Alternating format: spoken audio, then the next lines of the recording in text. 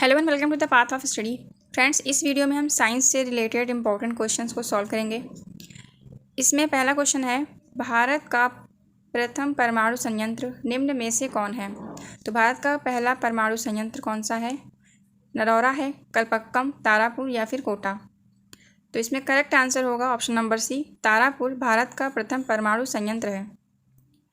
Next question है, ध्रुव पूर्णिमा तथा Cyrus में क्या संबंध है। तो ऑप्शन दिए गए हैं, ये भारतीय शोध रिएक्टर हैं, ये तारे हैं, ये प्रसिद्ध पुस्तकों के नाम हैं या फिर ये पावर संयंत्र हैं। तो इसमें से ऑप्शन नंबर ए करेक्ट होगा। ध्रुव पूर्णिमा तथा साइरस जो हैं ये भारतीय शोध रिएक्टर। हाइड्रोजन पंप निम्न में से किस सिद्धांत पर आधारित है?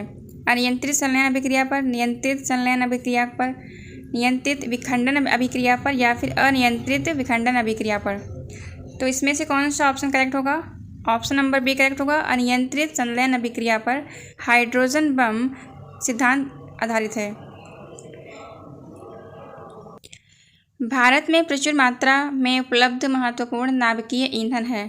तो निम्नलिखित में से कौन सा तत्व जो है नाभिकीय ईंधन है जो कि भारत में प्रचुर मात्रा में पाया जाता है? वो है थोरियम। निम्नलिखित में से किसका नाभिकीय ईंधन के रूप में प्रयोग नहीं किया जाता है? तो किसको नाभिकीय ईंधन के रूप में प्रयोग नहीं किया जाएगा? यूरेनियम को, थोरियम को, प्लूटोनियम को या फिर कैल्शियम को। तो इसमें ऑप्शन नंबर सी करेक्ट होगा। कैल्शियम जो है नाभिकीय ईंधन नहीं है। ठीक है। नेक्स्ट क्वेश्चन है, किसका परमाणुवीय ईंधन के रूप में प्रयोग नहीं होता है?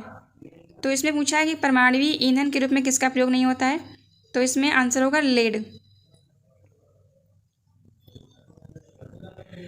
डीएनए फिंगरप्रिंटिंग का उपयोग किन निम्न क्षेत्रों में होता है? तो इसमें ऑप्शन दिए गए हैं, केवल न्यायालयीय छानबीन में, सहायक वैज्ञानिक परीक्षण में, केवल पैतृक विवाद में, केवल संकटापन्न प्राणियों के रक्षण में या फिर उपर्युक्त सभी क्षेत्रों में। तो इसमें ऑप्शन नंबर डी करेक्ट होगा। ये जितने भी क्षेत्र दिए गए हैं इन सभी में डीएनए फिंगरप्रिंटिंग का उपयोग किया जाता है। कौन ट्रांसजेनिक्स द्वारा नहीं पाया जाता है? ऑप्शन दिए गए हैं, जैव निम्नीकरण, प्लास्टिक का उत्पादन, खाने योग्य टीकों का उत्पादन, क्लोनीकृत जंतुओं का उत्पादन या फिर ट्रांसजेनिक फसलों का उत्पादन। तो जो ट्रांसजेनिक्स द्वारा क्लोनीकृत जंतुओं का उत्पादन नहीं किया जाता है। नेक्स्ट क्वेश्चन में पूछा है कि एमनियोसेंटेसिस एक तरीका है जो बताता है। तो इसमें ऑप्शन दिए गए हैं, भ्रूण के लिंग को, अमीनो एसिड के प्रकार को बताता है, प्रोटीन में अमीनो एसिड के अनुक्रम को बताता है या फिर हार्मोन के प्रकारों को बताता है। तो एमनियोसेंटेसिस जो है वो भ्रूण के लिंग का पता लगाने के लिए इस विधि का यूज़ किया जाता है। जेनेटिक इंजीनियरिंग में निम्न में से किसका प्रयोग होता है? तो जेनेटिक इंजीनियरिंग में किसका प्रयोग होता है? माइटोकॉन्ड्रिया, राइबोसोम, प्लास्टिड या फिर प्लाज्मिड। तो इसमें ऑप्शन नंबर बी करेक्ट होगा। जेनेटिक इंजीनियरिंग में प्लाज्मिड का प्रयोग किया जाता है। मांसपेशियों में दर्द के उपचार में उपयोग किया जाने वाला विकिरण कौन सा है? तो इसमें ऑप्शन दिए गए हैं, एक्सरे है, यूवी है, माइक्रोवेव या फिर इंफ्रारेड है। ऑप्शन नंबर ए करेक्ट होगा। इंफ्रारेड का प्रयोग जो है मांसपेशियों में दर्द के उपचार में किया जाता है। डीएनए की खोज किसने की थी? डीएनए की खोज किसने की थी? जेम्स वॉटसन एवं फ्रांसिस किक ने, ग्रेगर मेंडल ने, जोहानसन ने या फिर हरगोविंद खुरान ने। इसमें ऑप्शन नंबर ए करेक्ट होगा। जेम्स वॉटसन और फ्रांसिस किक ने डीएनए की खोज की थी। रक्त कैंसर, ल्यूकीमिया की रोकथाम में प्रयोग किए जाने वाले रेडियो समस्थानिक हैं।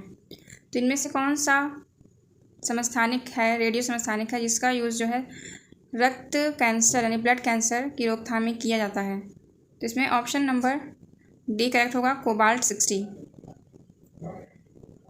मानव शरीर में विटामिन ए भंडारित होता है। विटामिन ए मानव शरीर में भंडारित होता है यकृत में। निम्नलिखित में से कौन सा विटामिन प्रतिस्कंदक विषों के प्रतिविष प्रतिकारक के रूप में प्रयोग किया जाता है? Vitamin A, vitamin D, vitamin E या फिर विटामिन के। तो इसमें से विटामिन के जो है वो प्रतिस्कंदक विषों के एंटी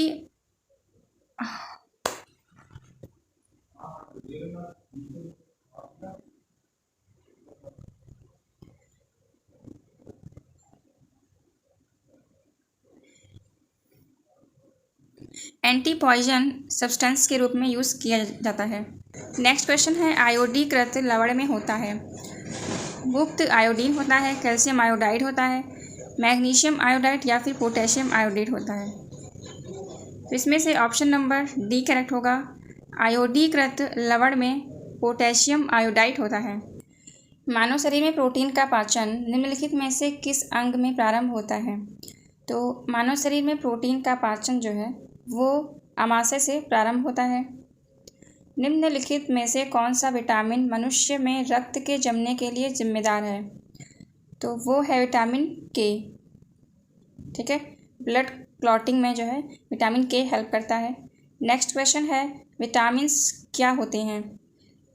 कार्बनिक यौगिक होते हैं, अकार्बनिक यौगिक होते हैं या फिर जीवित जीव होते हैं, फिर इनमें से कोई नहीं। तो विटामिन जो हैं वो कार्बनिक यौगिक होते हैं। ऑप्शन नंबर ए करेक्ट होगा यहाँ पे। नेक्स्ट क्वेश्चन में निम्नलिखित में से यौगिकों के किस समूह को सहायक आहार कारक कहा जाता है?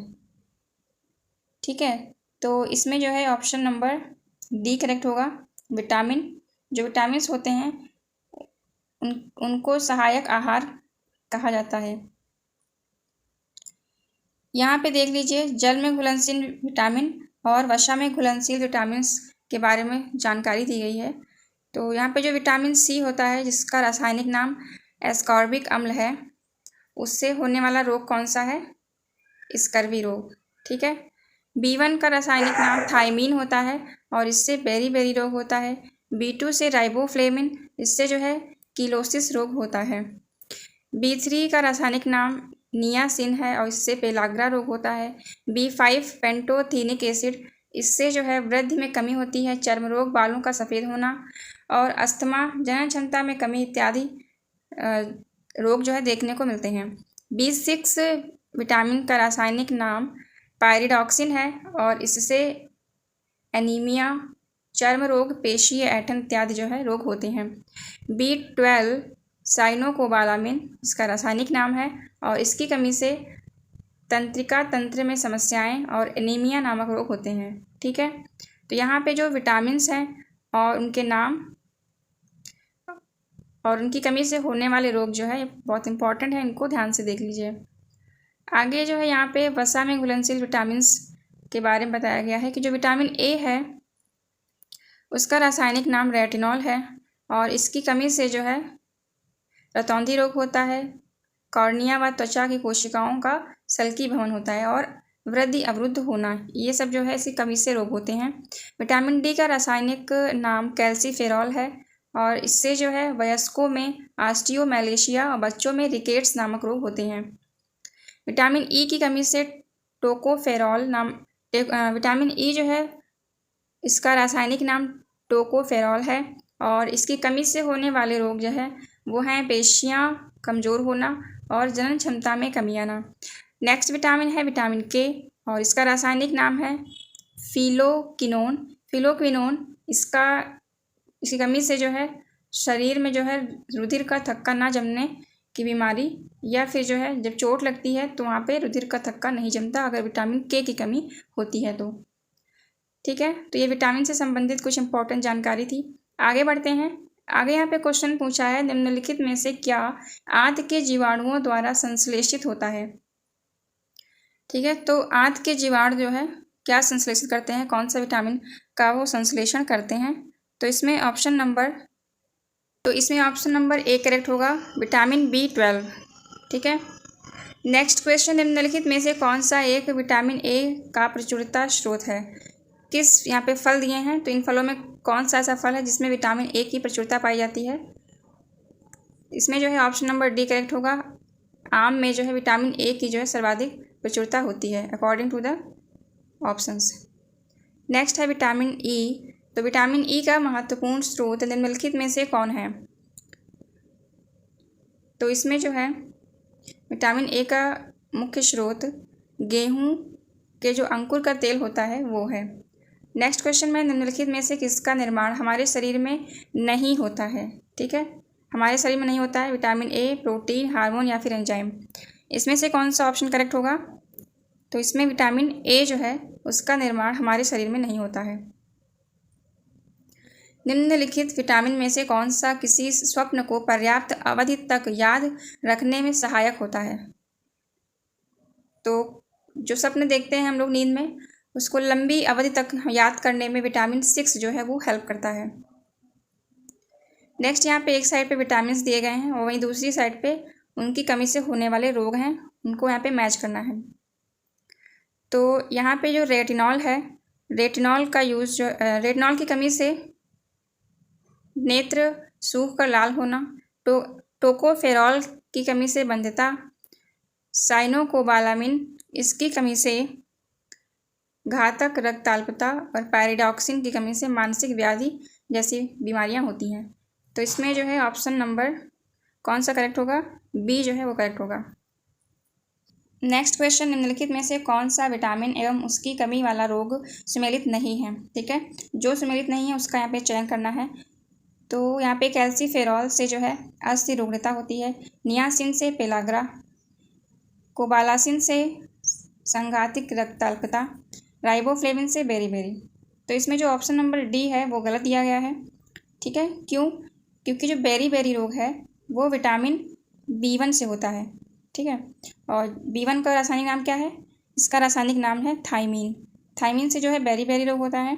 और जो राइबोफ्लेविन है, तो ये राइबोफ्लेविन ये जो है B2 होता है और इससे जो है किलोसिन नामक रोग होता है। अभी जो ऊपर टेबल मैंने बताई थी उसमें ये सब लिखा हुआ था। नेक्स्ट क्वेश्चन है, निम्नलिखित सब्जियों में सर्वाधिक विटामिन C पाया जाता है? तो इसमें जो है सबसे ज़्यादा विटामिन पाया जाता है मिर्च में। किसके अवशोषण में विटामिन C मदद करता है? विटामिन C जो है लौह के, कैल्शियम, आयोडीन या फिर सोडियम, इसमें से कौन सा ऑप्शन करेक्ट होगा? जो विटामिन C होता है वो लौह के अवशोषण में हेल्प करता है। निम्नलिखित विटामिन में से कौन सा शरीर में भंडारित नहीं होता है? ठीक है, तो हमारे शरीर में कौन सा विटामिन है जो स्टोर नहीं होता है? वो है vitamin C। Option number B correct होगा इसमें। रक्त का थक्का बनने में किस विटामिन की आवश्यकता होती है? कौन सा विटामिन जो है रक्त का थक्का बनने में हेल्प करते हैं? वो है विटामिन K। पेट्रोल तथा डीजल के अधूरे जलने से उत्पन्न होता है nitric oxide, nitrogen dioxide, carbon dioxide या फिर कार्बन मोनोऑक्साइड। तो जब पेट्रोल और डीजल पूरी तरह से नहीं जलते हैं बल्कि अधूरे अधजले होते हैं, तो उससे जो है सबसे ज़्यादा मात्रा में कार्बन मोनोऑक्साइड रिलीज होती है। ठीक है, नेक्स्ट क्वेश्चन ने पूछा है कि मीथेन गैस उत्पादन करने वाला क्षेत्र है, गेहूं का खेत है, धान का खेत है, कपास का खेत या फिर मूंगफली का खेत है? तो इसमें जो है ऑप्शन नंबर बी करेक्ट होगा। धान के खेत से मीथेन गैस उत्पन्न होती है। अगला क्वेश्चन है, प्रथम विश्व युद्ध में निम्नलिखित में से किस एक का रासायनिक आयुध के रूप में प्रयोग किया गया था? ठीक है, तो रासायनिक हथियार के रूप में किसका उपयोग किया गया था? कार्बन मोनोऑक्साइड का, हाइड्रोजन साइनाइड का, मस्टर्ड गैस का या फिर भाप अंगार गैस का? इसमें ऑप्शन नंबर कौन सा करेक्ट होगा? सी करेक्ट होगा, मस्टर्ड गैस।